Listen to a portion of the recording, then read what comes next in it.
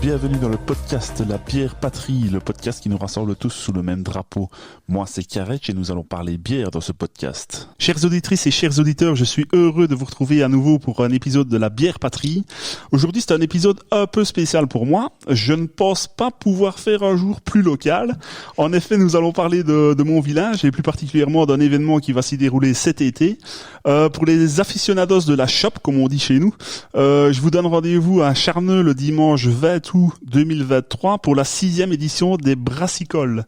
Pour vous donner encore plus envie de faire le déplacement, j'ai la chance de recevoir aujourd'hui 2 représentants de l'organisation qui vont vous en parler bien mieux que moi. Bonjour Noé et bonjour Fabien. Bonjour. Bonjour. Vous allez bien ?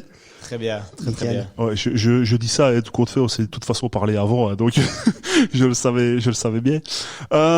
J'ai décidé aujourd'hui, pour déguster dans le podcast, de boire une bière qu'on pourra probablement, alors je n'en suis pas sûr parce qu'on n'a pas discuté avec la brasserie, mais probablement découvrir lors justement des brassicoles.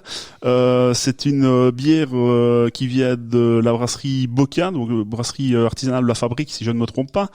On va déguster aujourd'hui la Boca triple. Donc je vais ouvrir les bouteilles pour mes invités. Alors pour ceux qui m'écoutent chaque fois qu'il y a un épisode, pour cette fois-ci c'est moi qui vais ouvrir les bouteilles parce que d'habitude je me laisse servir par mes invités et c'est honteux. Voici messieurs. Hop. En vous remerciant. Hop. Voici pour monsieur Noé. Parfait, merci. Et alors une pour moi quand même. Alors déjà, un beau pchit à l'ouverture. Et alors, moi, je vais me servir devant le micro. On va essayer de pas faire trop de mousse. Hein. Laissons parler le talent.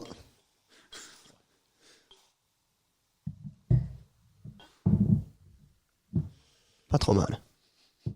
En effet. Ouais, la mousse, c'est bien quand même. Ça protège la bière. Alors, qu'est-ce que je vais pouvoir déjà dire là-dessus ? Alors, moi, j'ai de nouveau... on enregistre fin de journée et j'ai encore un tout petit peu la lumière du jour. Donc, dans le verre, j'ai une belle couleur bien dorée. Je n'ai pas encore su vider le fond de la bouteille, donc elle reste plus ou moins limpide pour l'instant. En termes de pétillance, je vois les petites bulles qui montent, donc elle a l'air quand même bien saturée. Je vous propose de mettre le nez dedans déjà. On va sentir un petit peu ce que ça sent. Alors on a clairement le nez des céréales, un tout petit peu ester de la levure, mais très chouette au nez déjà. Ouais, vraiment, c'est les céréales qui viennent pour moi le plus fort. On va la goûter, hein ? Santé les amis. Santé. Santé.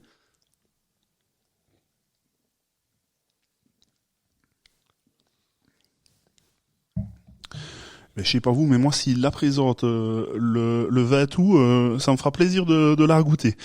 Alors on sent évidemment la chaleur un petit peu de l'alcool. Hein. Je n'ai pas regardé avant combien elle faisait. Et alors avec mes yeux de bigleux. 9%. 9%, ben voilà. Tu as mieux vu que moi. Allez devant, oui. 9. Ouais, ça réchauffe et belle longueur en bouche aussi. Je sais pas si vous avez encore ce goût qui reste sur la langue. Vraiment très très très chouette. J'espère qu'elle sera présente le 20 août. N'hésitez pas à aller la déguster. On va passer au premier interview de ce podcast. Vous m'avez dit en off que vous n'aviez pas écouté et c'est très bien, comme ça vous avez la surprise. Je vais quand même stipuler aux gens que vous n'êtes pas du milieu brassicole, on expliquera après, mais vous êtes clairement les organisateurs. Donc les questions ici de l'interview, vous verrez, il y a peut-être des choses où vous allez me dire je ne sais pas, ne vous tracassez pas avec ça. Mais voilà, c'est l'interview comme à tous les épisodes, donc on va y passer aussi. Donc si tu n'avais, c'est le titre de l'interview, si tu n'avais qu'une seule bière à boire jusqu'à la fin de ta vie, ce serait? Donc je sais pas si vous avez quelque chose en tête comme ça. Écoutez, ça va être compliqué à répondre. Je sais pas pour toi, Noé, mais pour moi, là, il me faut 2 secondes de réflexion.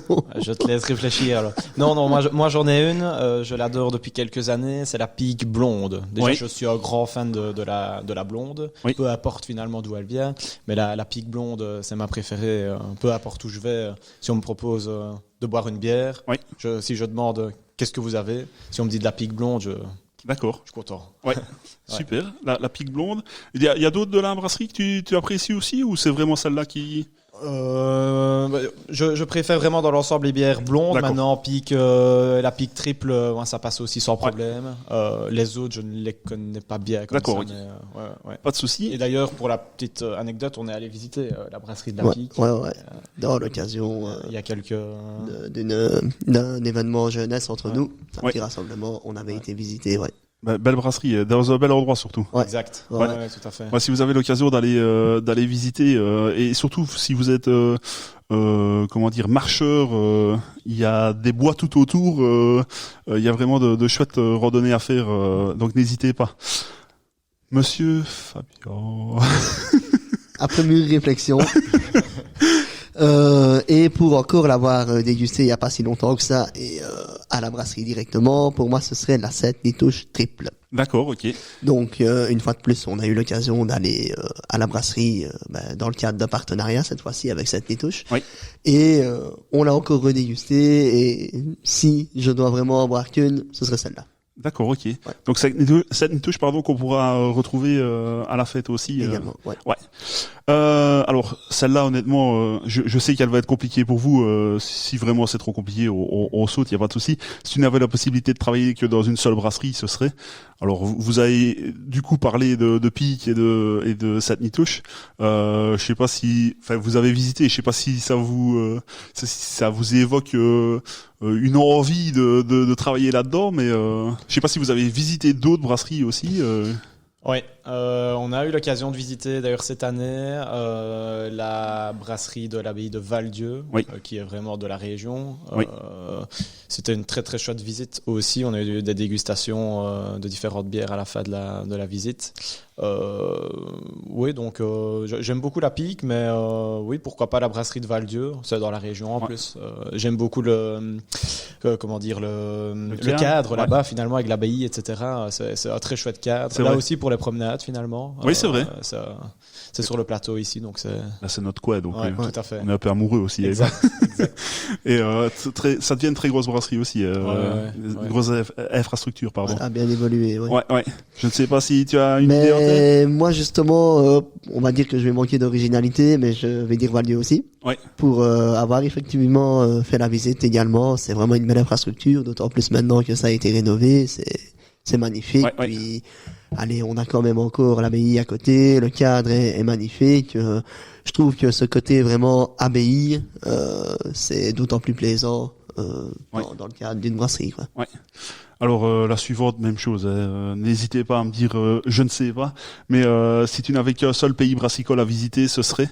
Alors là, de nouveau, ça peut être la Belgique, hein, par exemple. On a un très beau pays brassicole. Maintenant, on en parle souvent ici dans le podcast. La France se développe énormément. Il y a les États-Unis. Enfin, il y a plein de choses. Ou alors côté historique aussi, il y a l'Allemagne et puis la République tchèque aussi pour certains styles. Enfin voilà, je ne sais pas si vous avez déjà eu l'occasion de visiter et peut-être éventuellement justement de goûter des bières ailleurs et si quelque chose vous a marqué. Pour ma part, je reste en Belgique. Oui. Parce que je trouve qu'on a quand même pas mal de sortes de bières et si on doit visiter toutes les brasseries, toutes les abbayes, on en a pour un sacré bout de temps. Ça c'est sûr, oui. Pour avoir déjà goûté certaines bières, plutôt des pils françaises, je reste en Belgique. Oui. Mais c'est vrai que je ne savais pas notamment que la France est en train de se développer, c'est à voir. Maintenant, pour répondre à la question, ça reste la Belgique pour moi. Ouais. Et je pense qu'on a pas mal de choses à visiter à ce niveau-là. Alors évidemment, elles ne sont pas toutes connues, mais là je vais vraiment faire de mémoire. Par exemple, ici en Belgique, je crois que le dernier recensement, on était aux alentours de 400, pardon, j'allais dire 4000. 410 brasseries plus ou moins, mais c'est vraiment de mémoire. Et en France, je crois qu'ils avoisinent les 2500. Donc voilà, c'est en train de se développer énormément. Alors toutes ne font pas une taille immense, évidemment. Il y en a pour tout le monde, mais oui, ça se développe énormément en France. Du coup, je ne sais pas si tu as une idée sur le sujet. Oui, moi c'est comme Fabien, hein, c'est la Belgique. Surtout parce que finalement les bières des autres pays, j'en ai déjà goûté une ou deux, mais une fois comme ça, donc j'ai pas eu du tout l'occasion de. Ouais, j'ai pas vraiment de comparaison avec les autres pays. C'est les bières ici en Belgique. Ouais, on a un beau pays, hein. Que ce soit pour le pays ou que ce soit pour les bières, on est gâtés. Tout à fait. Si tu n'avais qu'une seule bière à faire déguster à une personne qui n'en a jamais bu, ce serait? C'est une bonne question. En tout cas, c'est la mienne. Je sais pas si elle est bonne, mais alors, on n'est pas spécialement obligé de dire une bière ou je le dis souvent ça. Spécialement une bière, on peut dire un style ou il y en a certains qui disent plutôt vers une fruitée qui est accessible plus par le sucre ou alors il y en a qui disent sur certaines bières qui goûtent plus le café parce que pour les gens s'y retrouver vers le café. Il y en a qui disent plutôt les pils, donc quelque chose. Alors moi j'ai pas commencé par là, mais c'est vrai que souvent ici en Belgique en plus on arrive souvent par cette fameuse Jupiler ou Maas ou d'autres. Mais donc voilà, je sais pas si vous avez une idée. Si vous deviez servir une bière, un style de bière en tout cas à quelqu'un qui n'a jamais bu, ce serait? Moi, ce serait style Val-Dieu Blonde. Oui. Parce que déjà c'est local. Puis pour faire découvrir, je pense que c'est une très bonne bière. J'ai des amis français qui sont déjà venus dans notre coin qui ne connaissaient pas spécialement. On leur a fait déguster la Val-Dieu Blonde et ils ont adoré. Oui. Je pense que c'est une bonne première chose. Ok. Maintenant, c'est rester dans des bières simples, hein, oui, c'est ça, comme ça, pas commencer à aller dans des bières plus spécifiques ou plus fortes qui pourraient dégoûter. Mais, ouais, c'est ça. Mais ouais, moi je partirais sur la Val-Dieu Blonde. Ok, merci. Ouais, moi je partirais plutôt sur la Jupiler, comme on vient de discuter. Je suis malgré tout assez fier de cette bière là. Si on a des amis de l'étranger qui viendraient en Belgique, je serais content de leur faire goûter cette bonne Jupiler qu'on a l'habitude de boire régulièrement en soirée. Ouais. Donc voilà, je partirais plutôt sur la Jupiler. Ça reste classique, c'est une Pils, mais c'est celle qu'on a le plus l'habitude de boire malgré tout. Ouais, donc ouais, c'est souvent ce qu'on dit. Ce qu'il y a, c'est qu'il faut vraiment faire la distinction entre une bière de soif typiquement comme la Jupiler, et puis alors comme toi tu viens de l'évoquer, plus une bière de dégustation. Ouais. Ça, c'est vraiment deux choses. Mais bon, il n'y a pas de bonne ou de mauvaise réponse. C'est vraiment très bien comme ça. J'ai une petite dernière question, et ça, à mon avis, vous aurez beaucoup plus facile de trouver la réponse. Si tu n'avais qu'un seul endroit pour déguster une bière, ce serait? Alors là, il y a plein d'endroits où on peut déguster des bières. Ouais. Un seul endroit, c'est un endroit entre copains, ou ça doit être un endroit, une brasserie, un restaurant ou. En fait, il y a les deux ou trois derniers, les trois derniers, je pense, qui en ont parlé, m'ont dit sur la terrasse, les pieds sous la table, tranquillement, avec deux, trois amis. Enfin voilà. Donc ça peut très bien être ça. Ça peut être ce qu'on veut en fait. Alors du coup, j'ai peut-être une idée. Je pense que Fabien pourrait me rejoindre. On est plutôt des grands amateurs du football belge, surtout du Standard de Liège, de la région, et donc je pense que c'est de voir un match de foot ou au stade dans les tribunes. Ah bah super. Et alors, je ne sais pas si tu me rejoins, Fab. Si, je n'y avais pas pensé, mais oui, c'est le meilleur endroit. Et alors je vous remercie parce que c'est la première fois qu'on me le dit celui-là, donc je suis content. Voilà. C'est à nouveau à mettre dans le dans le livre. Je lance le petit jingle et on se retrouve pour la discussion autour de l'invité.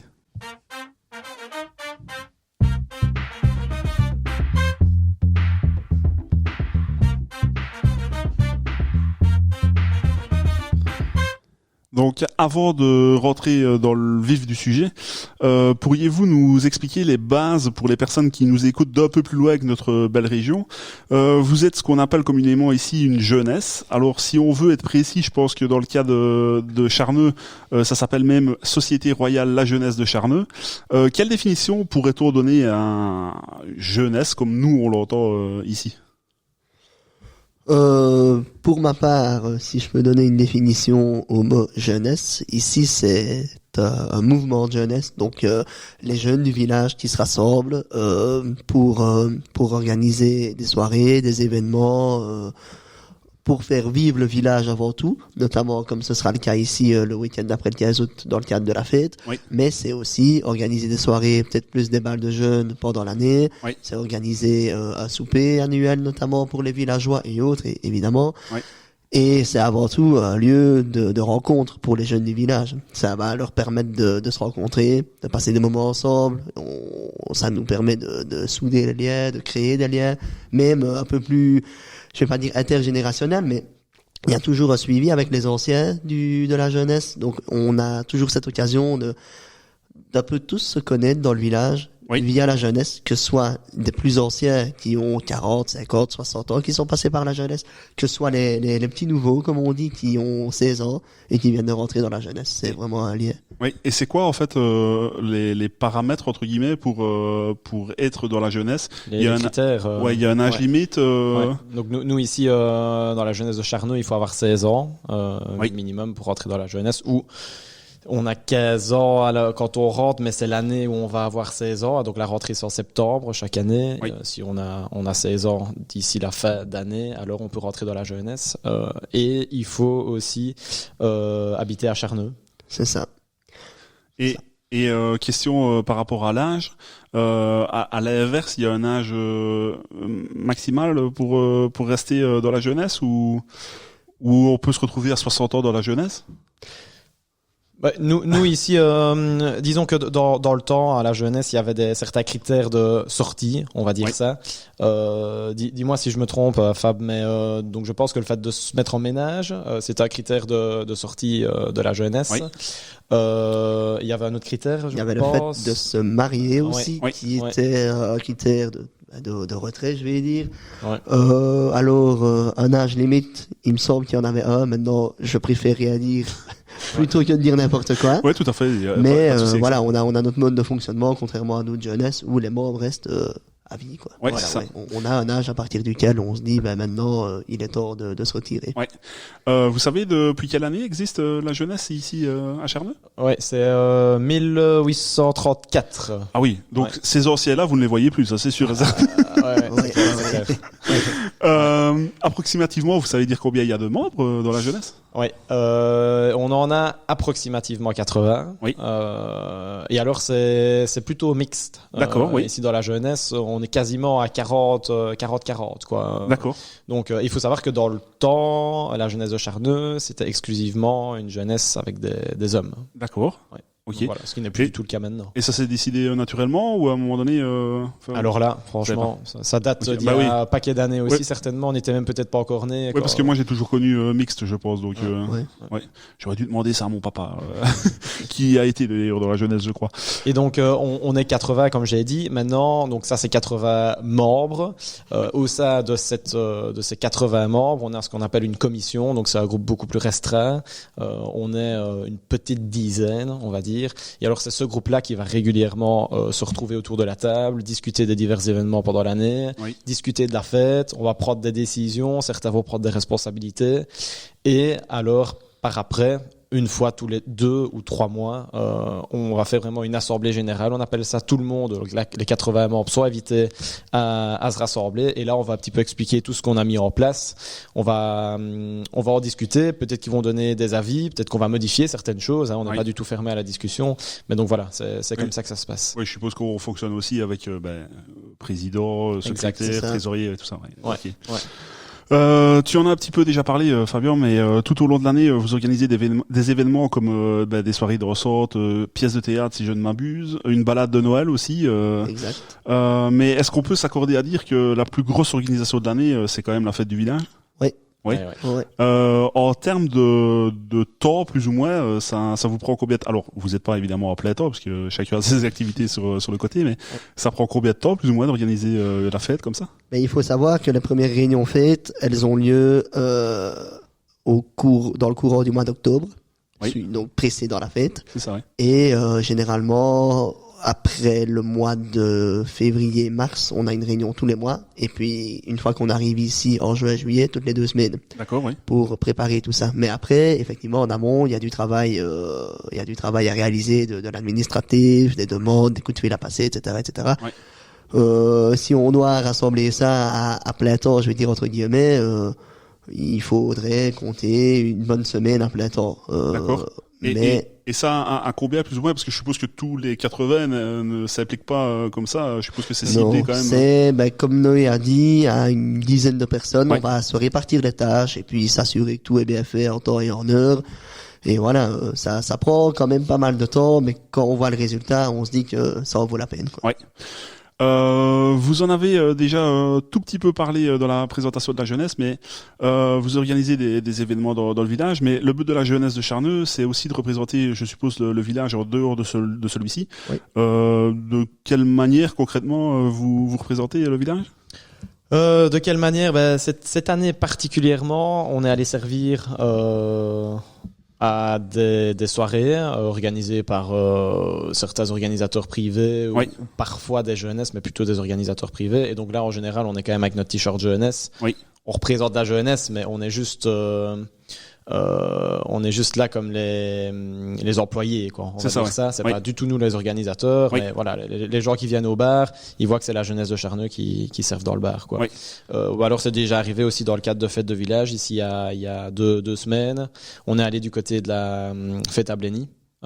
Et donc là, on a servi aussi en représentant bien notre jeunesse, donc avec nos t-shirts, etc. Et ça, c'est clairement parce qu'on va servir chez eux à leur fête et eux, en contrepartie, viennent servir à notre fête, à une des soirées, la seule soirée où nous, on peut vraiment profiter durant la soirée. Donc c'est eux qui servent. Mais ça rejoint complètement la prochaine. Du coup, je vais en parler directement, mais tu as déjà répondu. Je parlais dans ma question de rivalité bon enfant entre les jeunesses, je vais dire. C'est celui qui aura la meilleure fête. Enfin, je sais en tout cas de mon époque, je sais pas comment vous le ressentez maintenant, mais c'est vrai qu'il y avait toujours un petit peu on se chamaillait un petit peu entre les jeunesses. Alors je le dis quand même, j'ai pas été dans la jeunesse moi, mais j'ai vu ça, j'ai été disjockey aussi, donc j'ai vu les petites tensions aussi, on peut appeler ça comme ça.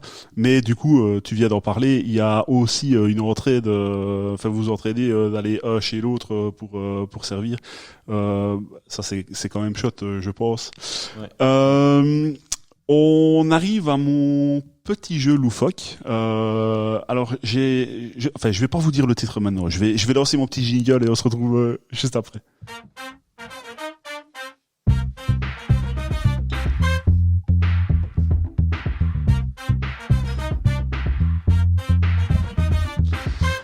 Alors, le titre du jeu, attention, gros jeu de mots.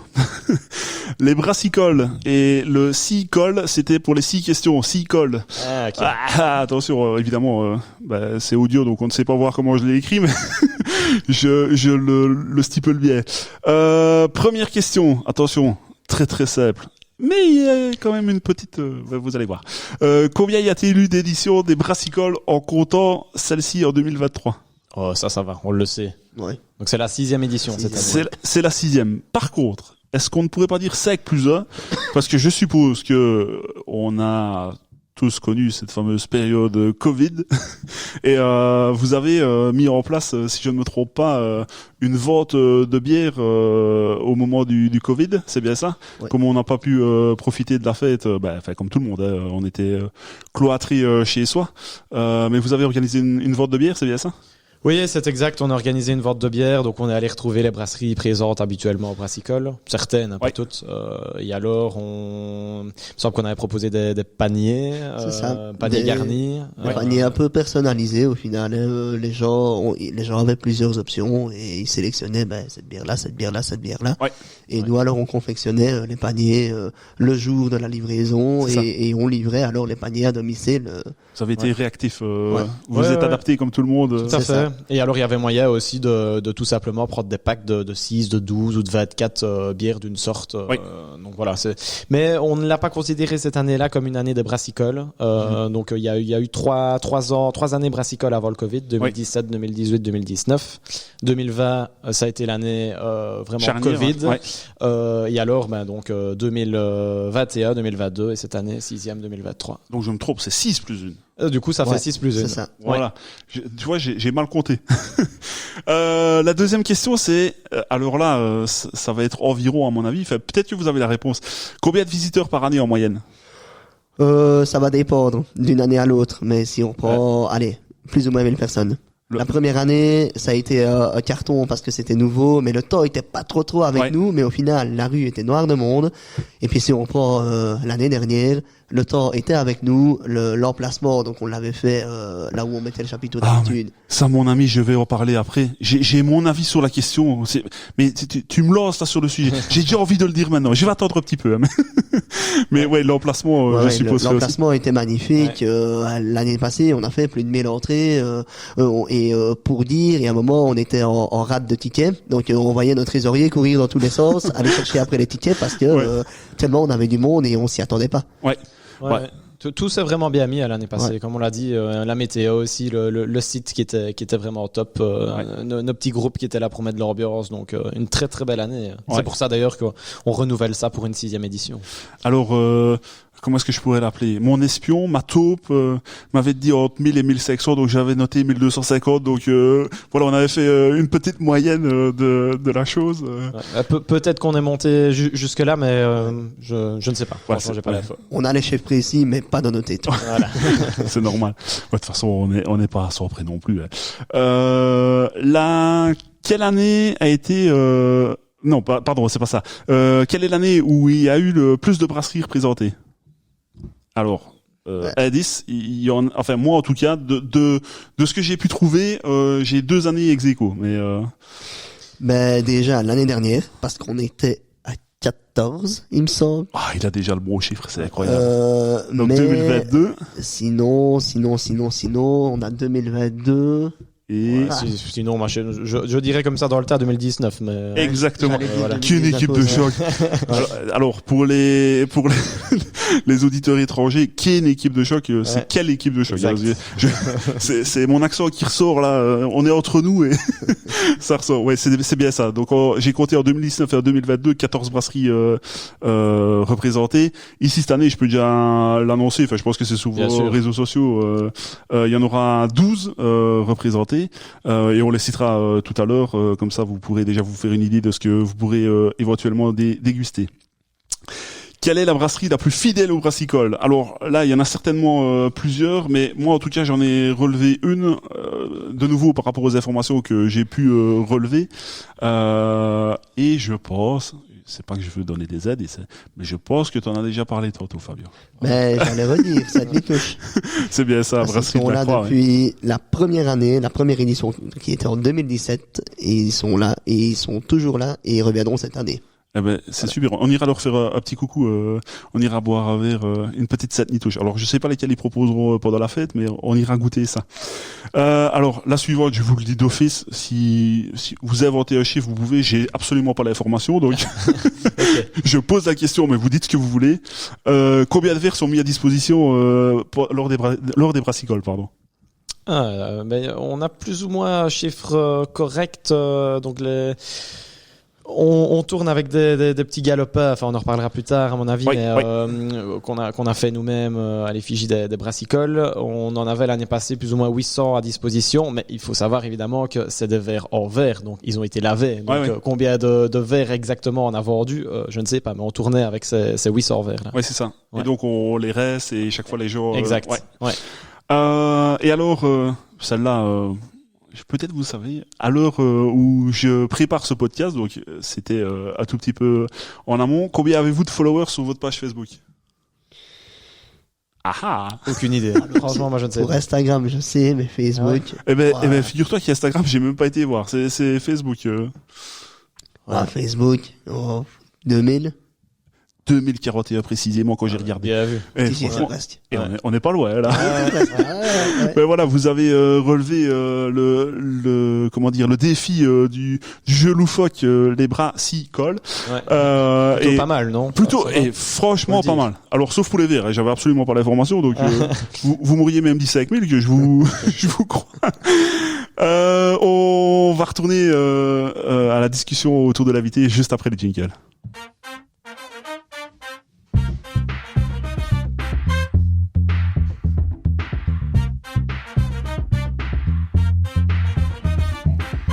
Alors je viens de reboire un petit coup de notre Boca triple. Elle réchauffe les cœurs. Les 9 degrés, on les sort bien. Je dis bonjour à monsieur Sébastien s'il nous écoute. Vu que le podcast est ciblé sur notre breuvage houblonné préféré et tout ce qui s'y rapporte, on va axer notre discussion sur vos événements en lien avec la bière. Chers auditeurs, n'hésitez pas par contre à aller sur leur page Facebook et du coup Instagram pour voir tout le programme de la fête qui aura lieu du 15 au 22 août. On parlera tantôt exactement des noms et de toute façon je mettrai en lien le lien du coup pour aller sur leur page. Donc messieurs, commençons par le commencement. Le mercredi 16 août, le deuxième jour de la fête déjà, sur le site de l'ancienne l'école maternelle, je bafouille, vous organisez ce que vous appelez la cave à bière villageoise. Pourriez-vous nous expliquer en quelques mots ce qu'on pourrait y retrouver? Alors, c'est très simple, des bières. Voilà. Non, c'est un événement maintenant qui est incontournable pour nos villageois. Évidemment, tout le monde est le bienvenu, hein, mais c'est fort connu des villageois. Faut savoir qu'avant, on le faisait dans les caves du presbytère, Oui. donc, de Charneux. Maintenant, comme ça a de plus en plus de succès, on s'exporte 50 mètres plus loin sur la cour de l'ancienne école maternelle. Mais qu'est-ce qu'on y retrouve? On va y retrouver des bières spéciales, donc c'est des bières qu'on ne servira pas pendant le reste de la fête, mis à part la Sainte-Nitouche, Oui. sans spoiler. Et donc voilà, c'est une ambiance conviviale, c'est les potes, c'est des bières spéciales en tout genre. Il y a pour tout le monde. Hein. Il y aura de la blonde, de la triple, de la brune. Oui. Il y a tout ce qu'il faut pour contenter tout le monde. Et tout ça autour d'une ambiance conviviale, sympathique et espérons-le avec un maximum de villageois. Ouais, mais pour avoir déjà participé, alors pas récemment, mais en fait, quand on était toujours au presbytère, ce qu'il y a, c'est que c'est tous les jours du village et c'est vrai que c'est ultra bon enfant, tout le monde se retrouve. Donc voilà, n'hésitez pas à aller boire un verre également là. Les bières seront peut-être un chouïa plus conventionnelles que pendant les brassicoles peut-être, mais bon, il y aura quand même de toute façon moyen de retrouver ce qu'on veut. La Sainte-Nitouche d'ailleurs, enfin je dis conventionnelle, c'est vrai que la Sainte-Nitouche pas spécialement, mais de toute façon, quels que soient vos goûts, vous trouverez ce que vous voulez pour boire. Tout à fait. Il y en aura pour tous les goûts. Il y en aura pour tous les goûts. Bien que je ne doute pas que la bière va couler à flot dans vos différents bars durant toute la journée et la nuit du samedi, passons à la journée tant attendue, le dimanche. Elle va débuter à 11h du matin par, alors là je laisse ce petit suspense, l'apéro beer jogging. Qu'est-ce que c'est que ce jogging? Dites-moi un peu. Alors, l'apéro beer jogging, c'est un concept qui est sorti en même temps que la première édition des Brassicoles, si je ne me trompe pas, mais je ne me trompe pas, c'était sorti en 2017. Le concept, c'est assez simple, c'est hot jogging, donc ça, hot jogging comme ça se déroule partout, ici c'est environ 8 km dans les magnifiques rues de notre beau village. Oui. Mais la particularité, c'est que à 3 endroits sur le jogging, vous aurez la possibilité, si vous le désirez, c'est absolument pas obligatoire, de déguster une bière. Donc il y aura 3 bières différentes à déguster sur le parcours et donc vous êtes libre de vous arrêter, boire votre bière pépère et ne pas du tout faire attention au chrono. Vous êtes libre de la boire en vitesse et de continuer à courir, ou vous êtes même libre de passer et aller au stand suivant, quoi. Alors, vous avez peut-être eu le retour de certains coureurs qui ont dégusté une bière. Est-ce qu'elle tombe dans les talons? Est-ce qu'elle fait mal, celle qu'on boit pendant le trajet? Enfin, pendant le trajet. Ouais. Ah, on est arrêté quand on la boit. Pour dire, on en a qui boivent la bière rapidos, puis qui courent, et Je pense que pour eux ça va. Ouais. On en a d'autres. On attend une demi-heure après tout le monde, après eux, pour les voir terminer, quoi. Ils profitent du moment. Ils profitent du moment, voilà. C'est un peu folklorique. On en a qui viennent même déguisés, qui courent avec un thème. Oui. Comme on a des coureurs, je veux dire. Plus professionnels, hein, sans dénigrer ceux qui profitent de leur bière, qui eux visent le chrono et voilà. Ouais, tout à fait. D'ailleurs, l'année passée, pour revenir sur ce que disait Fabien, le dernier groupe qui arrivait bien en retard, en fait, avait carrément pris une petite table Ikea, là, comme on connaît tous, les petites tables de salon avec des petites chaises, et se sont arrêtés à plusieurs endroits pour vraiment siroter pépère leur petite bière, quoi. Donc, c'est bon enfant. Après, il faut savoir que malgré tout, notre jogging est dans le cadre des trophées de foulée, qui a un trophée dont le jogging se déroule dans plusieurs villages, donc ça reste un vrai jogging, et toute personne qui veut vraiment le faire sans s'arrêter et faire son chrono est le bienvenu, évidemment. Alors la légende dit que votre fameux groupe là qui avait la petite table, ils sont arrivés le lundi matin. Je déconne évidemment. Nous voici enfin arrivés au plat de résistance, les brassicoles.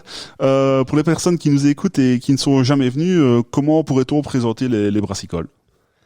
Alors les brassicoles, c'est un événement qu'on a lancé pour réunir tous les passionnés de bière, pour vraiment leur proposer un panel large de choix, mais local.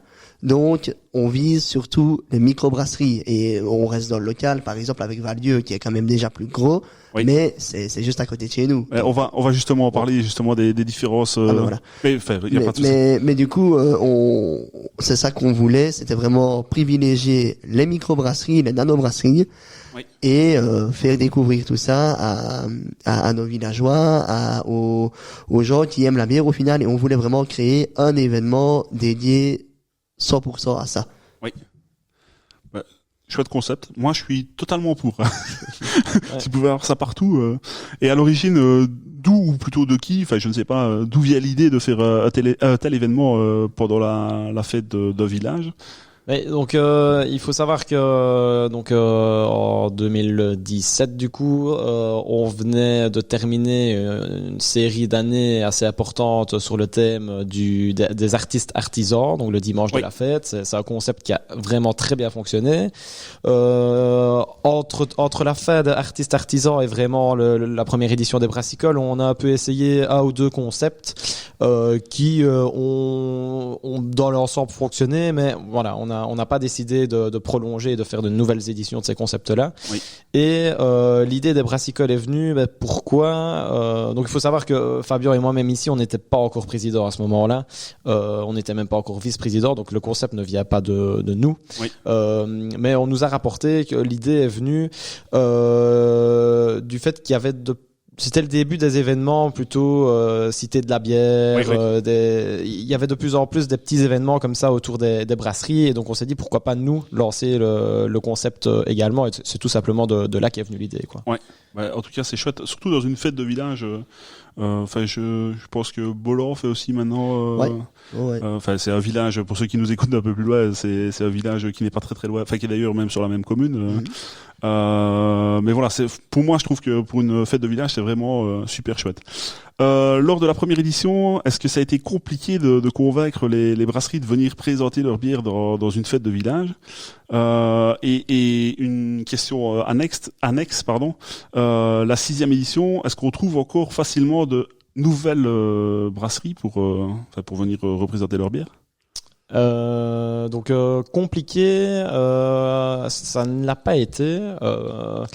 Mais pourquoi? Parce que comme on dit, c'était le début des premiers événements autour de la bière, et on est allé du coup à ces événements-là. Enfin, je dis on, c'était pas nous, mais on est allé à la Cité de la Bière prendre un peu des informations, voir comment ça se passe à tel événement. On est également allé auprès de l'abbaye de Val-Dieu pour avoir un petit peu des conseils sur comment est-ce qu'il faut qu'on procède, qu'est-ce qu'il faut qu'on mette en place, ce serait quoi le prix idéal d'un verre, et donc En parallèle, lorsqu'on a commencé à prendre vraiment contact avec des microbrasseries pour voir si elles étaient intéressées de venir à nos événements, nous on a mis en place quelque chose d'assez pro. D'ailleurs, j'ai pris ici, vous ne le verrez pas évidemment lorsque vous écouterez le podcast, mais j'ai pris ici une petite plaquette, et c'est cette plaquette-ci que nous avons présentée aux brasseries la première fois qu'on est allé les trouver. Donc en fait, c'est quand même une plaquette très professionnelle où on explique toutes les activités qu'on allait réaliser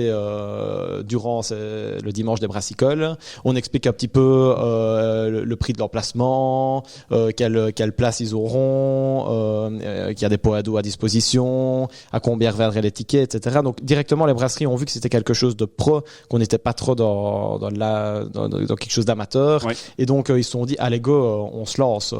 Donc voilà. Est-ce que ça vous dérange si je prends en off une photo, comme ça je mettrai sur les Pas de réseaux problème. sociaux et Non. les gens pourront voir directement de quoi on parle. Ouais. C'est sûr que c'est plus facile pour une brasserie de voir, enfin une brasserie ou même n'importe qui, de voir le projet vers où on va que bêtement cité comme ça.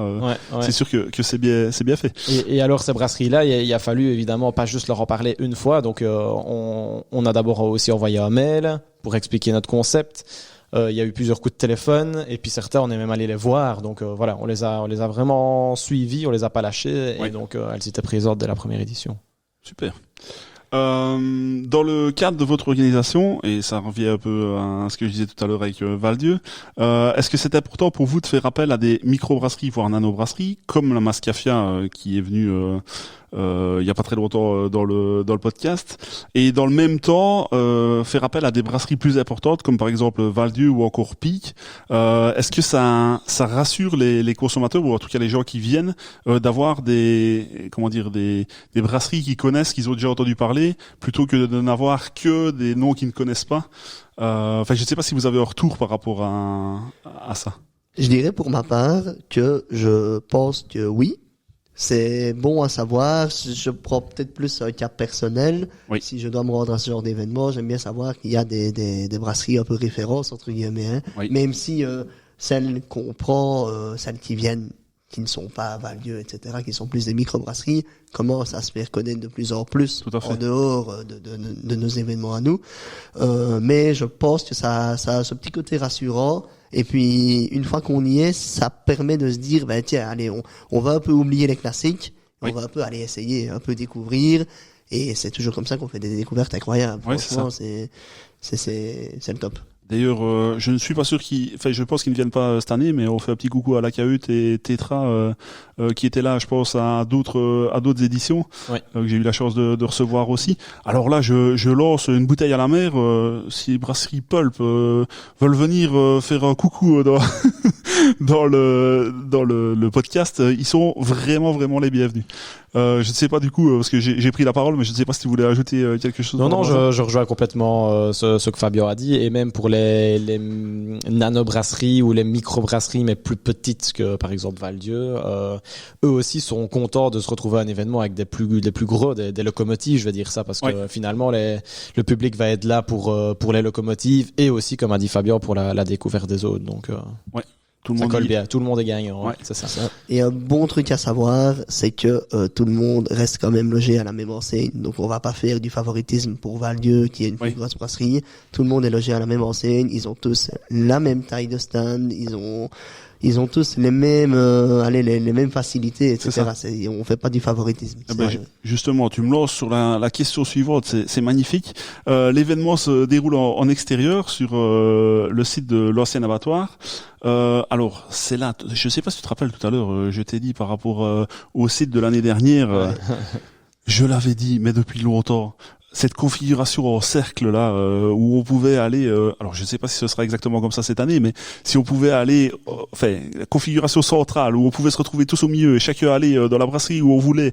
Donc, je ne mens pas en disant que c'est tous des petits chapiteaux qui sont mis, là en l'occurrence l'année dernière, autour d'une place, et on pouvait aller se servir un petit peu où on voulait. alors ça n'engage que moi et ma vision des choses, hein. Mais dans la rue où ça se passait tout au début, je trouvais ça génial parce que on faisait en sorte une petite balade, on allait d'un côté à l'autre, mais c'est vrai que si on voulait déguster deux choses différentes, c'était plus compliqué d'aller dans une qui était tout au bout et revenir à l'autre. Ici, l'idée du cercle, moi, me plaisait beaucoup mieux. Après, ce n'est que mon avis, hein. Je sais pas si vous avez eu des retours en fait là-dessus. Oui, on a eu des très bons retours. D'ailleurs, les retours qu'on a eu par rapport à ça étaient très bons. Nous-mêmes, on était très satisfaits de cette mise en place-là. Mais malgré tout, on a décidé de ne pas relancer cette configuration-là cette année. Ouais. Pourquoi ? Parce qu'il y a une principale raison, je vais dire, c'est que on aime depuis des années, lorsque c'est le dimanche de la fête, vraiment faire vivre l'ensemble du village. Ouais. Lorsque c'est les tandems le samedi, on fait vivre une rue en particulier, la rue du départ et d'arrivée. Et là, l'année passée, avec les brassicoles, mais on ne faisait vivre presque qu'uniquement la place de l'abattoir et la rue des Juifs. Oui. Il y avait un écart très important entre les brassicoles et les forains et les brassicoles et notre salle. Oui. Et donc on a voulu cette année revenir dans une configuration identique aux précédentes éditions, identique aussi à Artiste Artisan que j'ai dit qu'on avait déjà fait avant. Et donc ce sera dans la rue Grand Vinave, donc la rue des forains, et également dans la rue des Juifs. Donc les deux rues vont être occupées, et donc c'est quasiment l'ensemble du village qui sera animé par ces différentes brasseries. D'accord. C'est qui a été foutre une église là en plein milieu Alors c'est bien évidemment parce que tout gravite autour, mais enfin plus d'un côté que de l'autre, mais ouais, c'est vrai, ça gêne là. Il faudrait un gros espace. Ouais.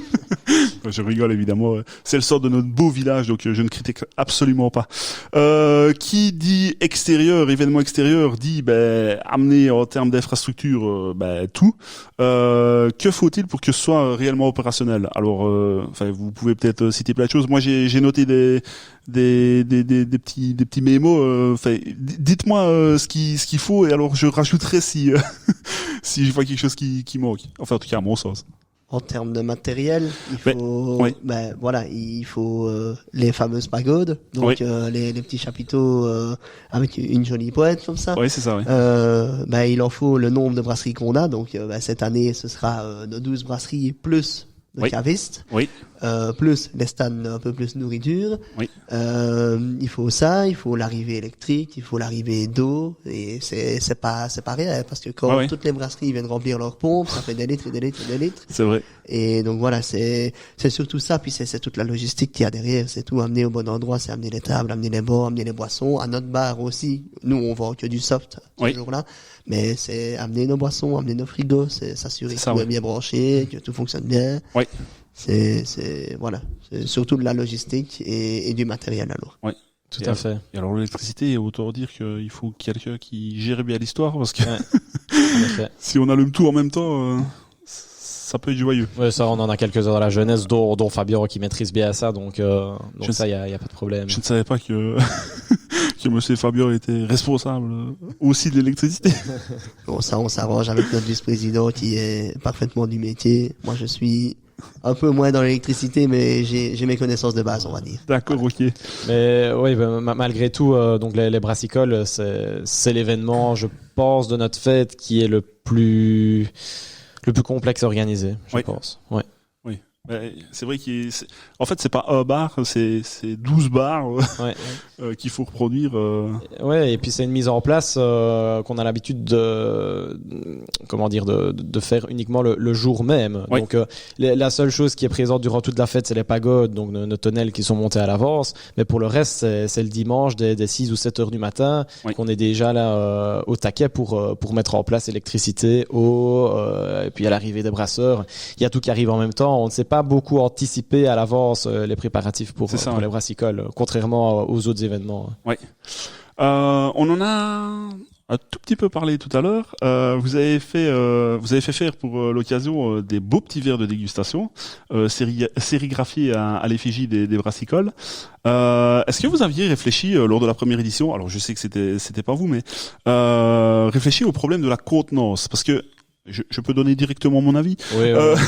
Personnellement, je trouve que c'est vraiment parfait pour la dégustation. Est-ce que tout ça avait été réfléchi évidemment au départ? Oui, ça a été réfléchi. Justement, comme tu viens de le dire, on a choisi des verres d'une contenance comme ça. Donc ici, j'en ai pris également. On est à 12 et demi plus ou moins. Oui. Pourquoi ? Parce que ça reste de base une dégustation. On a quand même entre 12 et 14 brasseries à nos événements. Le but est que chacun puisse, s'il le désire, aller à chaque stand, déguster une ou plusieurs bières. Et donc, si on commence à servir dans des verres de 25 centilitres, je pense qu'il y en a certains qui vont clairement avoir du mal. Donc, le but était de rester sur des verres de dégustation et également de pouvoir garder un prix abordable à la dégustation. Donc, on reste à un ticket, 2 €. Si on partait sur des verres de 25 centilitres, certainement, on aurait monté le prix. Donc, voilà. Et puis c'est vrai que déjà à 12,5 si on veut goûter parce qu'évidemment les brasseries on dit 12 brasseries mais ils ne viennent pas avec une seule bière.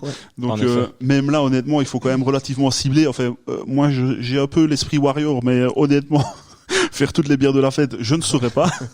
Surtout en un jour.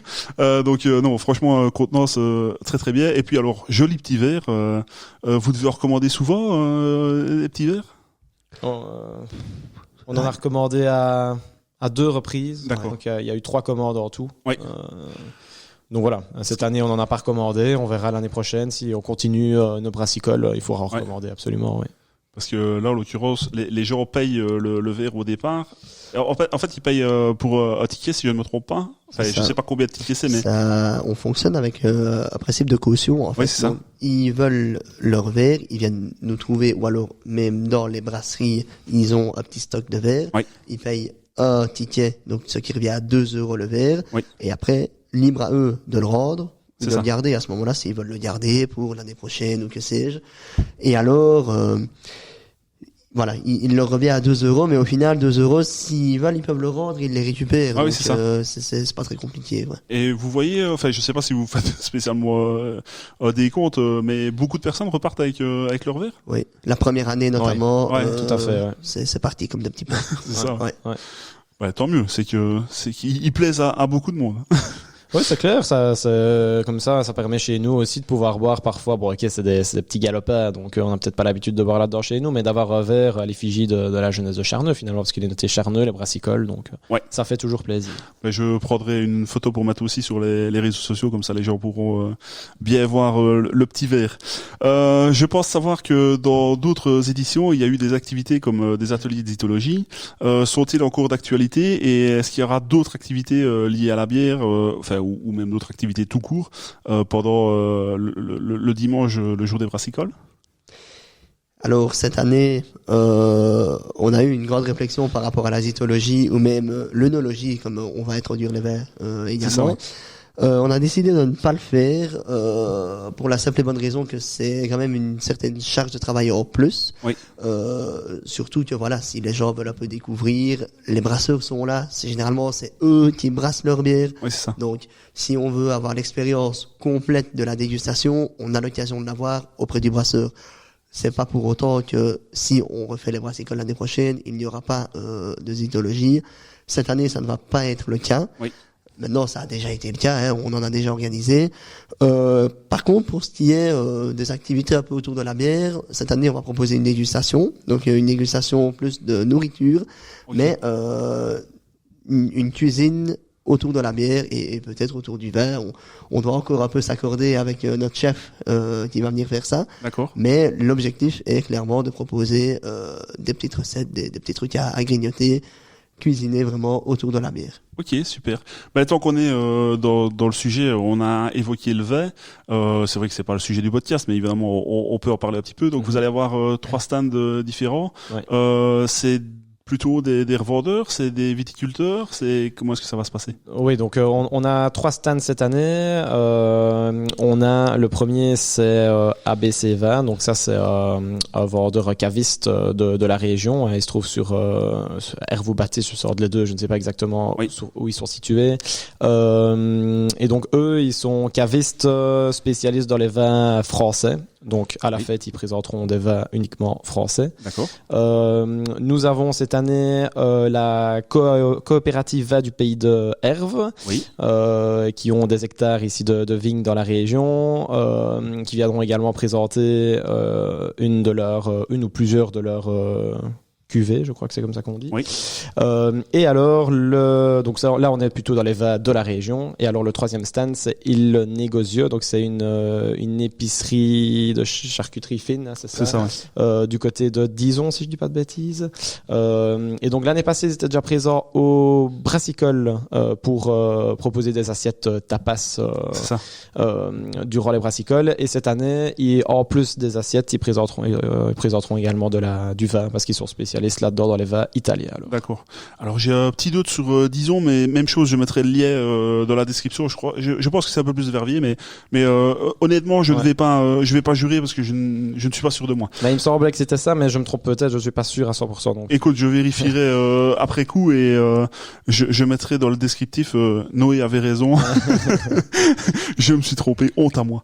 Je ne sais pas si vous voulez ajouter quelque chose par rapport au vin. Peut-être préciser que si on a décidé cette année d'intégrer le vin, c'était déjà une réflexion qu'on avait eue les années précédentes. On hésitait un petit peu à se lancer parce qu'on veut absolument rester cohérent et que le public comprenne toujours bien que notre gros focus c'est la bière, oui. Et ça restera la bière. Mais malgré tout, on veut satisfaire un plus large public. On veut vraiment attirer un public familial et voilà, parfois ça arrive que certaines personnes présentes sont là pour accompagner monsieur ou madame mais sont pas fans de bière. Et donc cette année, le fait de proposer du vin, c'est pour vraiment satisfaire tout le monde, quoi. Ouais, c'est ça. C'est quoi les plus grosses contraintes qu'on peut avoir en organisant un événement comme les Brassicoles? Les plus grosses contraintes. Vous en avez déjà, pardon, je te coupe. Vous en avez déjà parlé un tout petit peu tantôt, Noé, le fait de devoir préparer tout le jour même, mais voilà, je ne sais pas s'il y a d'autres choses, je sais pas, par rapport aux autorisations, par exemple, la publicité, on a parlé de la recherche des brasseries. Ça va encore, je vais dire, effectivement, la plus grosse contrainte, c'est les 4 heures de sommeil, et encore, si on a de la chance. Effectivement. Sinon, oui, c'est la coordination, je vais dire. On a un responsable qui s'occupe de ça et qui va lui faire le plan, dire telle brasserie va à tel endroit. Mais après, il faut bien se dire que sur 2 heures de temps, on a 12 brasseries qui arrivent en même temps. Ouais. C'est savoir gérer tout ça, savoir répondre aux questions qu'il y a à répondre, savoir dire, bah écoutez, l'eau est là, l'électricité est là, faut que vous fassiez comme ça. Ouais. Et en même temps, gérer l'affaire du jogging, enfin, c'est un peu tout l'un sur l'autre. C'est ça. Mais ouais, c'est surtout ça la plus grosse contrainte, c'est de se dire que, comme on a dit tantôt, c'est pas un seul bar, c'est 12 bars différents, plus ici 3 cavistes. Oui. Ben, il faut arriver à tout coordonner pour que tout soit prêt pour le lancement à 13h. D'accord, ok. Ouais. On va quand même faire un récapitulatif des brasseries présentes ce 20 août au Brassicole, si vous me le permettez. Donc on aura la brasserie de la Croix, c'est la 7 Nitouche, brasserie de Val-Dieu, ça on ne les présente plus évidemment, brasserie artisanale de la Fabrique, donc la Boca, c'est la bière qu'on est en train de déguster actuellement, brasserie de Liège, donc c'est les brasseurs qui font la gamme Légia par exemple. On aura la nanobrasserie Mascafia qu'on a reçue il y a pas très longtemps, qui pourra présenter toute leur bière. D'ailleurs, je fais un coucou à Eric et à Katia qui m'ont montré en photo les brassets qui étaient en train de se faire pour les brassicoles justement. On a la brasserie Pic, la brasserie Grès d'Orge, la brasserie belge, donc c'est la gamme Belgicus. D'ailleurs avec la Gold par exemple, la brasserie de Verviers, la gamme 4800, la brasserie C, la brasserie Ursus, la brasserie urbaine Pulp et aussi la Bestiale. Je pense que je n'en ai pas oublié, je crois, je ne sais pas si vous avez tous suivi. Oui, si. Et alors, je voudrais aussi qu'on parle un petit peu des informations utiles de votre événement. Si je ne me trompe pas, ma géographie villageoise, il y a 4 accès pour arriver dans le village. Il y aura-t-il des possibilités de se garer dans des parkings prévus pour ça? On n'a pas des parkings exprès pour les brassicoles, mais depuis que les brassicoles ont vu le jour, on n'a pas de problème au niveau des parkings. On a en bord de rue, il y a assez de places relativement sécurisées, et malgré tout, il y a quand même le parking de l'école du hall de Omnisport de Charneux. C'est ça. Et on a aussi oui, j'allais dire quelques places disponibles tout près de l'ancienne école maternelle, mais non, je pense pas que le parking sera accessible à ce moment-là. On oublie cette partie-là. D'accord, ok. Est-ce qu'on peut éventuellement parler des heures d'ouverture et de fermeture des brassicoles? Alors, je vais peut-être un petit peu aller trop vite en besogne, mais bon, c'est une fête de village, donc je pense que il y a des choses après. Il y a le jogging, on en a parlé, et il y a forcément des choses avant. Pardon, il y a des choses après. J'en parlerai un petit peu dans la présentation de la fête après, mais ça se termine plus ou moins vers quelle heure les brassicoles? Je dirais que ça se termine aux alentours de 19h. 19h, d'accord. Voilà, à la grosse louche. Hein. Ouais. Ça peut être 6h, comme ça peut être 8h. Ça va vraiment dépendre de l'engouement général du jour. C'est ça, ouais. Mais ouais, généralement, on tourne autour de 7h, 6, 7h. Ouais. Il y a des activités, il y a des concerts et tout ça pendant les brassicoles?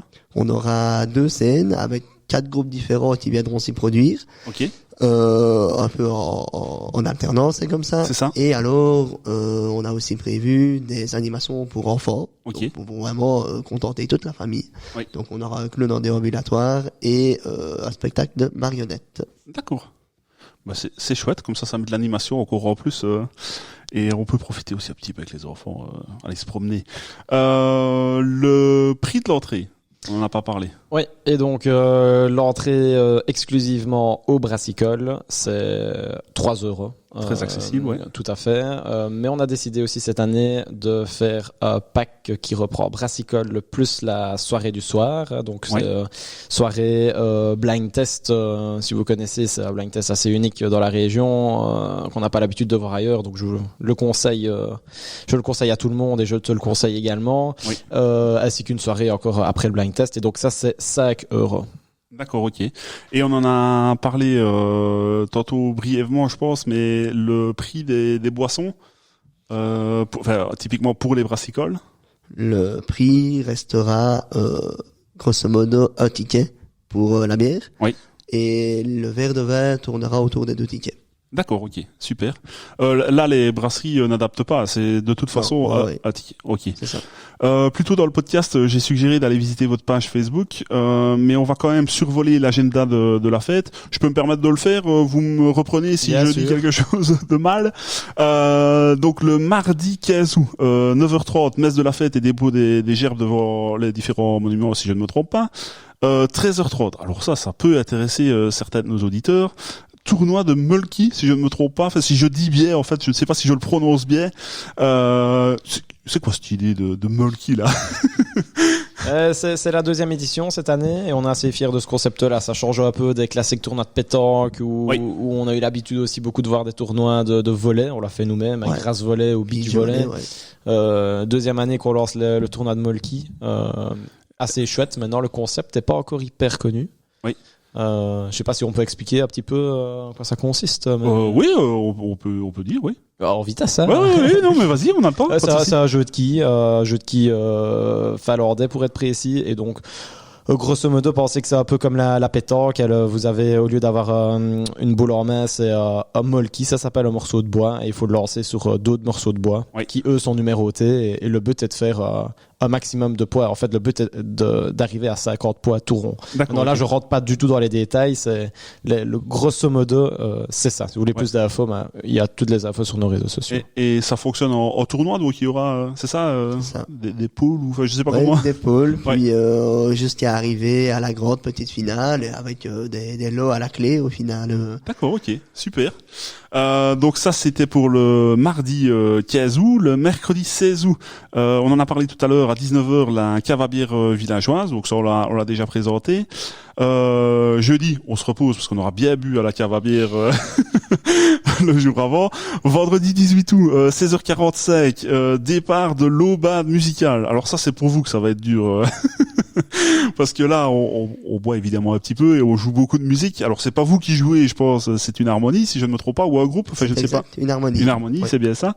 Et alors à 22h, on arrive au bal des familles avec un concert de Black City, donc c'est un cover du groupe Indochine, et en fait soirée avec un DJ, Ico DJ. Alors je salue Geoffrey s'il nous écoute. Le samedi 19 août 14h, les fameuses 3 heures de tandem folklorique. Alors ça, est-ce que vous pouvez un peu expliquer aussi? Il y a un circuit, si je ne me trompe pas, pour l'avoir fait à l'époque, parce qu'il y a très longtemps que je ne l'ai plus fait. Et on peut venir déguiser.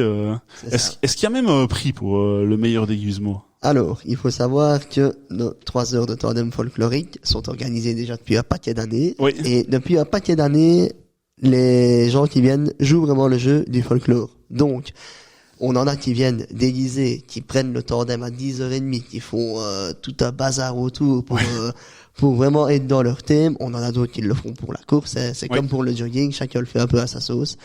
Et alors, on fonctionne un peu différemment, c'est-à-dire qu'on va récompenser les trois équipes les plus folkloriques. Oui. Et alors on aura un prix pour celui qui fait le plus rapidement. D'accord, ok. Voilà. Donc tout ça tourne autour de l'amusement, vraiment du folklore. Il faut savoir que cette année, on a également une harmonie en tandem. Donc il s'appelle le Royal Guidon Esbignon, qu'on a rencontré à la cavalcade de Herve cette année, qui vont jouer sur leur tandem. Ok. Donc ils roulent, ils jouent en même temps. Ça va animer vraiment tout le village et c'est un peu particulier parce qu'on n'a pas l'habitude de voir ça. Oui. Mais le show va être garanti. Ça c'est sûr. Donc si on est riverain et qu'on est sur le trajet des tandems, on pourra compter leur tour en écoutant la musique. C'est ça. Écoutez, n'hésitez pas à aller voir ça parce que c'est alors là typiquement folklorique, c'est vrai. Quoique c'est vrai qu'il y en a qui le font vraiment pour la course. Je m'en rappelle. Il y en a qui aimaient rouler, comme on dit.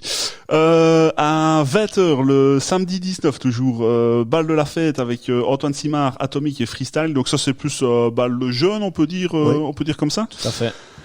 Le dimanche, je reprends 11h, apéro beer jogging, on en a parlé, brassicole à 13h jusqu'à environ 19h, tu viens d'en parler Fabien. 18h barbecue géant, donc ça comment dire ça s'emboîte un petit peu dans les heures mais il faut être un peu partout oui vous courez donc barbecue géant, pour ça il faut réserver donc si je ne me trompe pas on ne peut pas c'est exact. Donc si vous comptez prolonger les brassicoles, n'hésitez pas à réserver. 21h, on en a parlé aussi, de légendaire blind test et soirée avec Monsieur Sergio. Et alors, on se repose aussi le lundi. Enfin, on se repose nous, parce que vous, à mon avis, vous avez quand même du boulot. Et alors, le mardi 22 août à 16h30, les jeux populaires. Alors ça, c'est des activités plus pour les enfants. C'est bien ça, des petits jeux. Et alors, de 18h à 23h, les apéros de clôture. Et ça, vous pouvez nous expliquer en 2 mots. C'est juste prendre un apéro pour finir la fête gentiment, tranquillement. Tout à fait. C'est un tout nouveau concept de cette année également. Et c'est clairement ce que tu viens de dire. C'est boire un dernier verre ensemble pour clôturer la fête. Oui. Il y aura une petite ambiance musicale. On a un petit groupe qui sera là aussi pour jouer. Il y aura tout type il y aura encore quelques bières disponibles évidemment. Et c'est l'occasion d'échanger encore et de boire un dernier verre ensemble. Faire redescendre la pression. Voilà. Exact. Messieurs, on est arrivé à la fin de cet épisode. Je ne sais pas si vous voulez rajouter quelque chose. Par rapport à ce qu'on a dit, si vous avez d'autres informations que je n'aurais pas évoquées durant cet épisode. Je pense qu'on a été assez complet au niveau de la présentation du programme. T'as été vraiment nickel dans tes explications. Merci beaucoup. On a rien à dire en plus. Ouais, non. Eh ben super. Merci à mes invités, du coup Noé et Fabien, d'être venus enregistrer avec moi, bien qu'ils ne soient pas issus du milieu brassicole comme je l'ai dit tout à l'heure. Merci à vous messieurs. Je voudrais faire un petit coucou et remercier Eva qui nous a mis en contact et que j'ai dérangé plus d'une fois pour avoir des informations. Encore merci Eva. N'hésitez pas à venir fêter à Charneux du 15 au 22 août. Et alors, vous pouvez évidemment vous abonner aux différents réseaux sociaux.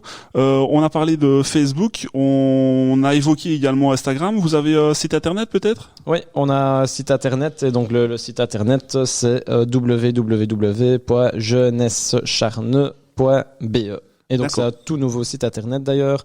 On avait déjà un site depuis quelques années, mais il a été entièrement refait cette année.